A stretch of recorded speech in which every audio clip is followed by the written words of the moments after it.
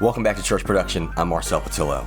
In this video, we get to talk to two titans in the church media space, Media That Matters and Playback Media. Media That Matters is a creator for Playback Media, and Playback Media is an online resource for everything you might need for your church production. From simple things like still and moving backgrounds for your ProPresenter or LED walls, a stock photography that you can use online, on your socials, or to theme your services, and all the way up to complex things like worship tracks accompanied by lyric videos, as well as service countdowns. And some of their service countdowns have trivia in them to kind of keep your online or in-the-room audience engaged until the service starts, which is pretty next level. They also do mini movies as well as seasonal content for Easter, Christmas, Father's Day, Mother's Day, and recently Media That Matters and Playback Media made a Mother's Day video that is just incredible. It is beautiful and so well done. And I want to sit down with them and hear about how the partnership started and how they were able to pull off this great idea.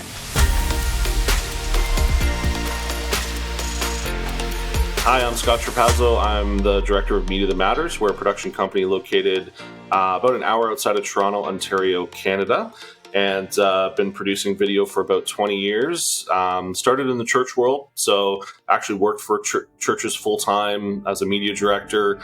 Went from as a media director to a full-time storyteller, a large church based in Toronto. Now working in partnership with Playback Media and creating some really great content for churches.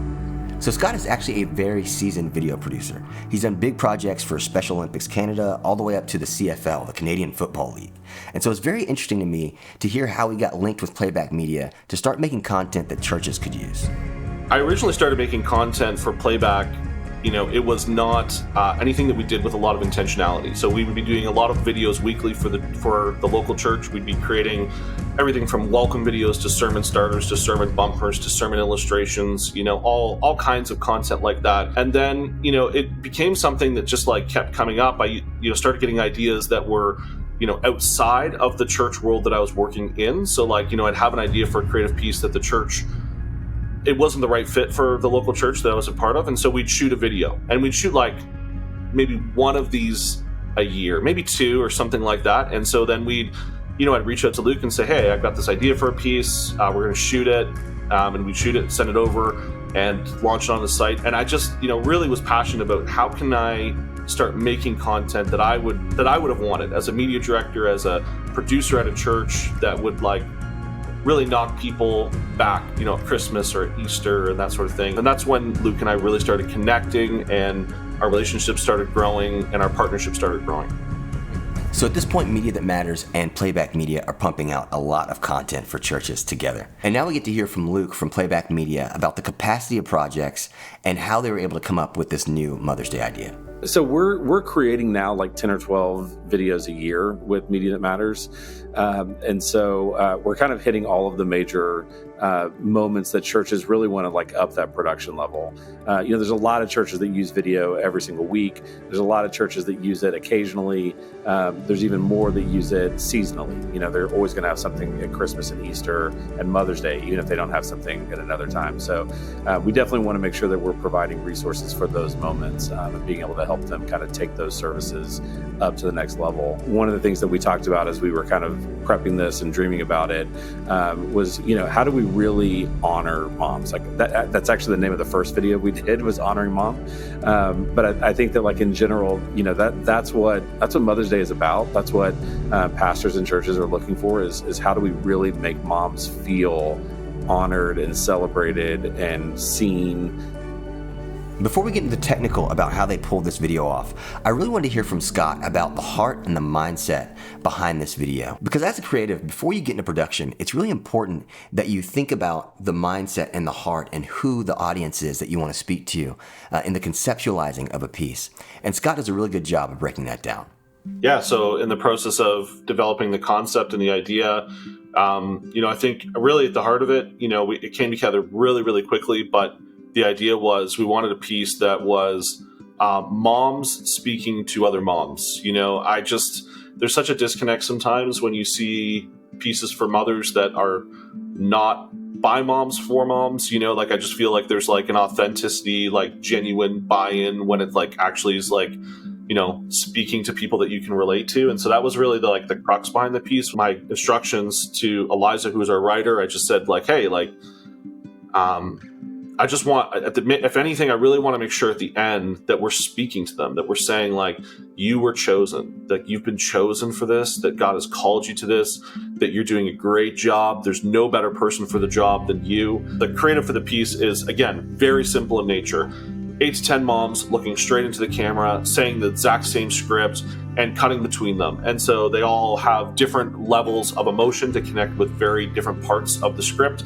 So the script really lends itself to, there's a piece in there about moms who weren't even, are not able to carry their children. And there was a piece in the script about, moms who kids have passed and they never got to meet them, never got to hold them, and so it was interesting to film these moms who were speaking because they connected with different parts. There's a funny line in the piece about, moms survive on caffeine and God's grace. And, most moms connected with that line. I mean, most men would too. But it was funny to watch different moms connect with different parts of the script. And you could really see the lines that they connected with because it's different for each one of them. So the idea behind the piece was to have 8 to 10 moms, different diversity, different ethnicity, read the same script to camera and really cut it up. And so that's what we did.